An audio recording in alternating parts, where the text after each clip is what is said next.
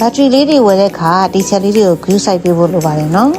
ကိုအသုံးပြုမဲ့ပေါ်မူတည်ပြီးဘက်ထရီအမျိုးအစားအရွယ်အစားကွာခြားသွားတာကြောင့်ဘက်ထရီဝယ်တဲ့အခါအမှန်တကယ်လိုအပ်တာကိုမှန်မှန်ကန်ကန်ရွေးပေးဖို့ကအရေးကြီးပါတယ်ဘာအတွက်အသုံးပြုမှာလဲအင်ဗာတာလားမီလေးတစ်ပွင့်တစ်ပွင့်ပဲလားကားအတွက်ပဲလားသုံးမဲ့ပစ္စည်းပေါ်မူတည်ပြီးဘက်ထရီအမျိုးအစားကတစ်မျိုးစီဖြစ်နေနိုင်ပါတယ်နောက်ဘယ်လိုအမျိုးအစားလဲကားအတွက်ဆိုရင် EFB လား AGM လားအင်ဗာတာအတွက်ဆိုရင် GFN လား SL လား Level 4လားကြည့်ဘူးလားအမျိုးအစားကွာတာနဲ့များဘက်ထရီတက်တဲ့နဲ့ကွာခြားပါတယ်နော်ပြီးရင်တော့ ampere ကဘယ်လောက်လဲဘက်ထရီရဲ့ capacity ကအသုံးပြုမဲ့အနေအထားနဲ့ဆက်ဆက်နေပါတယ်သုံးတဲ့အားနဲ့မလုံလောက်တဲ့ ampere သုံးမိရင်ဘက်ထရီအသစ်တစ်လုံးကိုကြိုပြီးတော့ဆောင်းထားရနိုင်ပါတယ်ရွေးချယ်မှုမှန်ကန်ရင်ဘာဖြစ်နိုင်လဲမလိုအပ်ဘဲအချိန်ကုန်ငွေကုန်ဖြစ်ခြင်းဘက်ထရီအလင်းမြန်ပျက်စီးခြင်း